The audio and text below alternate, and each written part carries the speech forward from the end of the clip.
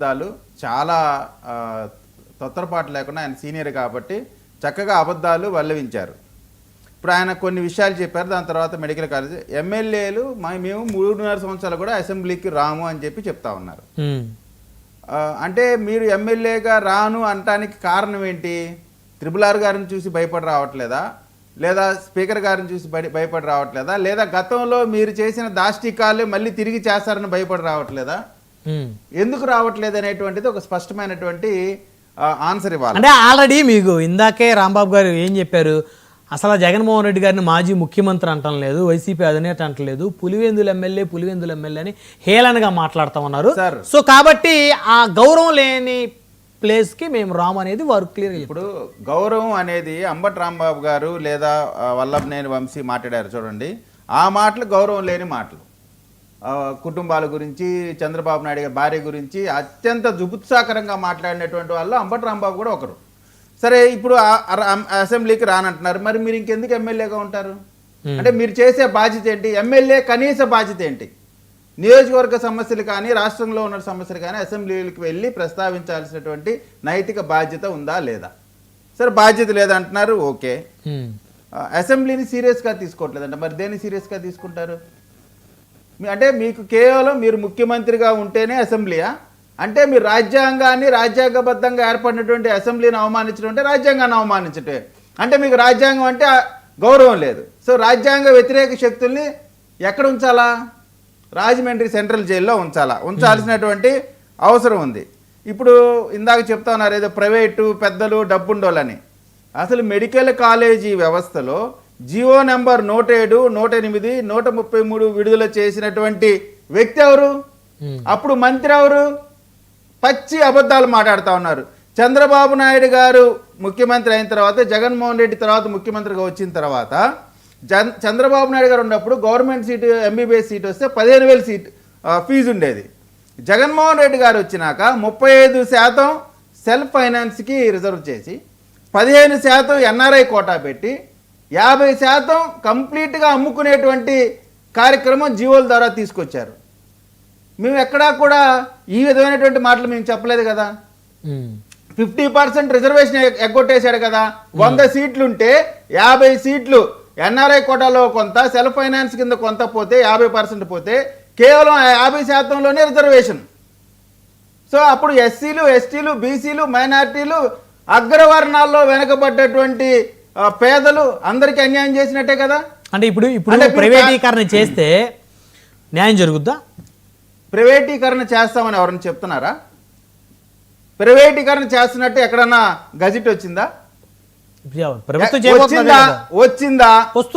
వచ్చిందా? అంటే ఊహాజనితమైన ఏం చేస్తారో కూడా సరిగ్గా సరైనటువంటి విధానం రాకముందే ప్రభుత్వం ఈ విధంగా మేము పోతా ఉన్నాం, మేము ప్రైవేట్ పార్ట్నర్షిప్లో ఇవ్వబోతా ఉన్నాం. ఏమి ఇవ్వబోతా ఉన్నాం? వైద్య సేవలు ఇవ్వబోతా ఉన్నావా? మెయింటెనెన్స్ ఇవ్వబోతా ఉన్నావా? ఏంటి అనేటువంటిది ఒక స్పష్టమైనటువంటి గెజిట్ రాకముందే వీళ్ళు మాట్లాడుతున్నారంటే వీళ్ళ యొక్క తొందరపాటుతనం ఏ విధంగా ఉందో, వీళ్ళ దివాలా కోరుతనం ఏ విధంగా ఉందో, చేసిన తప్పులన్నీ వీళ్ళే చేశారు. నేను అడుగుతా ఉన్నాను, 17 మెడికల్ కాలేజీ అంటున్నారు. 17 మెడికల్ కాలేజీకి జగన్మోహన్ రెడ్డి గారి ప్రభుత్వం మొత్తంలో ఎంత ఖర్చు చేశారు? ఆంధ్ర రాష్ట్ర బడ్జెట్ నుంచి ఒక్క పైసా ఖర్చు చేయలేదు. ఏమన్నా ఖర్చు చేస్తే అది కూడా కేంద్రం ఇచ్చినటువంటి నిధులను మాత్రమే ఖర్చు చేశారు. ఆ మొత్తం కలిపి వారు ఖర్చు చేసిందంతా 1,451 కోట్ల రూపాయలు మొత్తం 17 మెడికల్ కాలేజీకి సంబంధించి వాళ్ళు ఖర్చు పెట్టారు. అసలు అయ్యే ఖర్చు ఎంత? 8,500 కోట్ల రూపాయలు ఖర్చు అయ్యేటువంటి మెడికల్ కాలేజీలకి కేవలం 1,400 కోట్లు మాత్రమే ఖర్చు పెట్టి మెడికల్ కాలేజీ అయిపోయినాయి అంటే ఎట్లా కుదురుతుంది? అంటే మీరు ₹1 ఖర్చు పెట్టలేదు. మీరు ఎక్కడా కూడా ఎంతమంది ఎంప్లాయ్మెంట్కి మీరు నోటిఫికేషన్ ఇచ్చారు? కొత్తగా వచ్చినటువంటి వాటిలో పీజీ సీట్లు ఎక్కువ రావాలంటే వాటి ఫెసిలిటీస్ పెంచడానికి కేంద్రం నుంచి 700 కోట్ల రూపాయలు వస్తే 700 కోట్ల రూపాయలని మీరు డైవర్ట్ చేశారు కదా, తద్వారా పీజీ సీట్లు పోగొట్టారు కదా.